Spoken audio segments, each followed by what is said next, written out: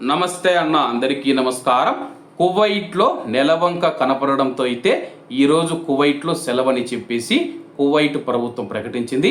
వివరాల్లోకి వెళితే కువైట్లో నిన్న సాయంత్రం మొహరం నెలవంక కనిపించడంతో హిజ్రీ నూతన సంవత్సరం ఈరోజు మంగళవారం ప్రారంభం కానుందని చెప్పేసి అధికారికంగా ప్రకటించారు.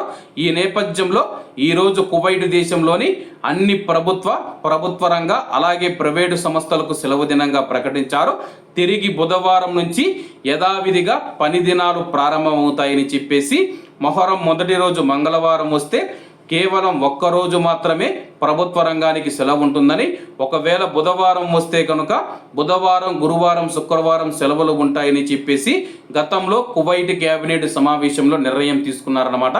ప్రస్తుతం మంగళవారమే యొక్క హిజ్రీ నూతన సంవత్సరం ప్రారంభం కావడంతో అయితే ఒక్కరోజు సెలవు వచ్చింది.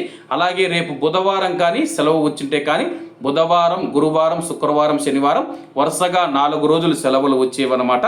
ప్రస్తుతం నిన్న నెలవంక కనిపించడంతో ఈరోజు మంగళవారం ఒక్కరోజు మాత్రమే సెలవు ఉంటుందని చెప్పేసి అధికారులు స్పష్టం చేశారు.